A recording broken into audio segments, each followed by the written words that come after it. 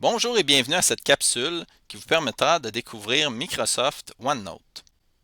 Dans cette démonstration, vous pourrez découvrir les différentes versions disponibles de OneNote, la structure des blocs-notes, les principales fonctions qu'on peut utiliser dans OneNote et quelques cas d'utilisation.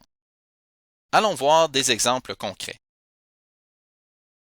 Donc, je me retrouve dans ma version OneNote en ligne et l'indice qui me permet de le déterminer, c'est évidemment ma barre d'adresse qui est propre à un navigateur Internet ou encore le lanceur d'applications qui me permet de me déplacer parmi mes applications en ligne à travers le navigateur Internet.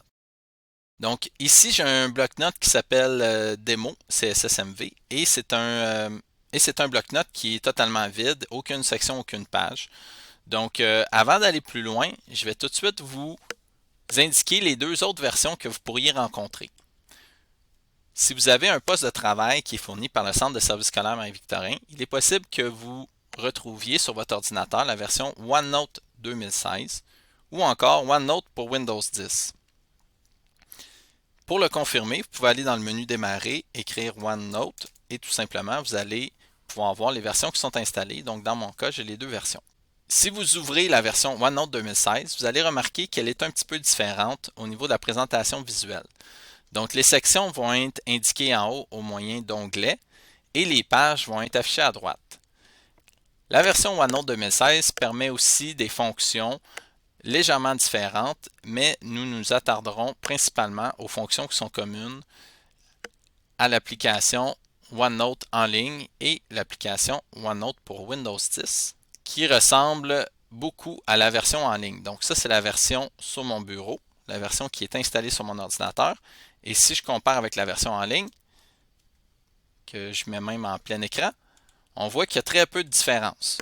Aujourd'hui, on va s'attarder sur la version en ligne, mais sachez que peu importe la version que vous utilisez, les informations sont synchronisées sur votre espace infonuagique OneDrive et elles sont donc disponibles dans les trois versions de l'application que vous pouvez retrouver. Donc, tout d'abord, un bloc-notes, on va l'utiliser pour consigner de l'information ou partager des informations.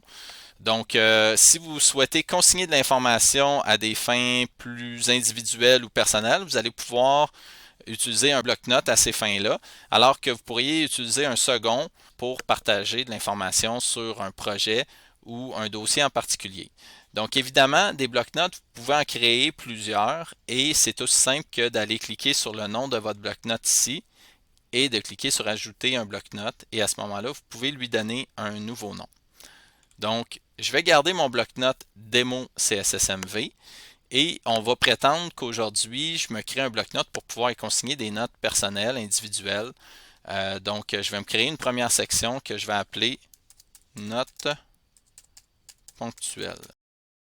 Je vais pouvoir me créer peut-être une seconde section qui pourrait être par rapport à du développement professionnel. Et enfin, comme j'aime bien penser plus loin dans le temps, je vais me créer déjà une section pour ma retraite. Et dans chacune de ces sections-là, vous allez pouvoir y insérer des pages. Un petit peu à la manière d'un livre qui porterait sur un thème ou une histoire en particulier, vous allez avoir des chapitres qu'on va identifier ici comme étant des sections et des pages qui vont se retrouver dans chacune de ces sections-là, un petit peu comme des pages qui font partie d'un chapitre d'un livre. Donc, pour mes notes ponctuelles, je pourrais avoir peut-être des notes au niveau des conversations téléphoniques. Je pourrais avoir aussi peut-être des discussions d'ascenseur. Je pourrais aussi avoir peut-être des discussions de corridor. Et tiens, salle de pause. Tout ça, ce sont des pages. Donc, je pourrais me mettre différentes choses. Et vous voyez qu'à chaque fois que je crée une page, j'ai automatiquement la date et l'heure qui sont indiquées. Si je souhaitais utiliser une de ces pages-là plutôt comme sous-page, donc la rattacher, je ne sais pas, corridor et salle de pause ensemble, ben, je peux évidemment les déplacer comme ça avec des glissés-déposés. Et si je voulais en faire une sous-page, donc qu'elle appartienne à salle de pause, je pourrais tout simplement créer une sous-page. Et ici, corridor devient une sous-page de salle de pause. Donc là, jusqu'ici, tout ce que j'ai fait, c'est d'organiser un petit peu la hiérarchie de mon bloc-notes. Mais si je veux commencer à y mettre de l'information, donc pour mes conversations téléphoniques, je pourrais évidemment saisir du texte et formater le texte à ma guise et choisir des polices de caractères et des tailles de caractères qui correspondent à ma prise de notes. Je pourrais évidemment y consigner des listes à puces, des listes numérotées. Je peux jouer avec le retrait et l'alignement et toutes les fonctions qu'on retrouve généralement dans un traitement de texte. Donc ici, je pourrais décider de mettre ici mon texte comme étant normal ou plutôt comme un titre, etc. Donc je peux évidemment entrer beaucoup de texte. Et la mise en page est très peu restrictive parce qu'en fait, j'ai de l'espace, j'ai beaucoup d'espace et même si je veux cacher ici ma navigation, je peux tout simplement cliquer et j'ai encore plus d'espace qui sera disponible pour pouvoir organiser. Je peux aussi insérer des tableaux. Je pourrais également personnaliser mon tableau avec différentes options. Je peux également insérer des images. Je vais prendre une image en ligne par rapport à des ballons comme ceci. Je pourrais également insérer des fichiers, soit une pièce jointe ou une impression de fichier. La différence, c'est que si j'insère un fichier comme ceci, j'aurai tout simplement le fichier qui va être disponible et en double-cliquant, je suis en mesure de l'ouvrir. Alors que si j'insère une impression de fichier, comme ceci, j'ai mon fichier au complet qui va être déjà ouvert dans mon, dans mon bloc-notes. Donc, j'ai accès au fichier complet sans avoir besoin de double-cliquer. Donc, il y a une mise en page qui se fait à ce niveau-là. Je peux également insérer des liens. Donc, je pourrais avoir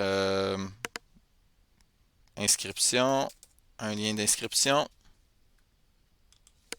et y cacher derrière un lien web. Je pourrais également insérer du contenu audio. Donc, à ce moment-là, aussitôt que je clique sur audio, il y a un enregistrement qui est en cours et qui enregistre un mémo vocal de ce que je suis en train de dire finalement.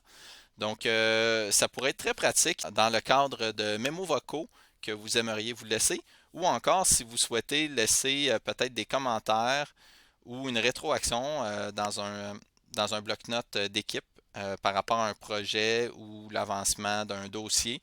Ça serait possible de le faire également de cette façon-là. Donc, pour arrêter mon enregistrement, je vais cliquer ici sur arrêter et l'enregistrement va être généré. Je pourrais évidemment le déplacer tout simplement comme ça. Et il est bien sûr indépendant de tout le reste des éléments qui ont été intégrés. Enfin, je peux faire des dessins et cette fonction-là pourrait être pratique si je voulais peut-être... donc cette fonction-là pourrait être utile si je souhaitais illustrer quelques informations ou faire des schémas. Ou encore si j'utilisais OneNote sur une tablette ou un téléphone intelligent, je pourrais utiliser un stylo ou tout simplement le doigt avec la fonction tactile pour pouvoir illustrer mon bloc-notes. J'ai différentes options également qui me permettent de personnaliser mes pages. Donc, je pourrais ajouter une couleur à ma page ou encore ajouter une couleur à ma section. Donc, tout simplement comme ça, je peux avoir des pages qui se distinguent un peu. Et je pourrais ajouter un fond qui me permettrait aussi peut-être de pouvoir consigner mes informations. Donc, ce qui s'appelle des réglures ou du quadrillage. Donc, je pourrais avoir différents types de quadrillage, un petit peu comme les feuilles lignées.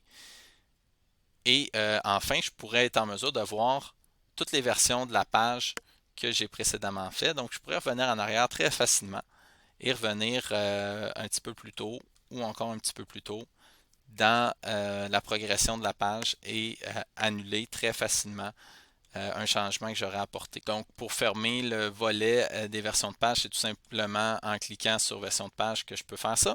Et peut-être aussi vous indiquer que c'est possible de déplacer très facilement une page vers une autre section. si je désirais déplacer discussion d'ascenseur vers mon développement professionnel, ça se ferait aussi simplement que ça. Donc ici, discussion d'ascenseur se retrouve maintenant ici. Donc voilà pour cette première capsule qui vous permet de découvrir OneNote. Dans la prochaine capsule, nous verrons quelques fonctions qui vous permettent de collaborer ou de partager un bloc-notes.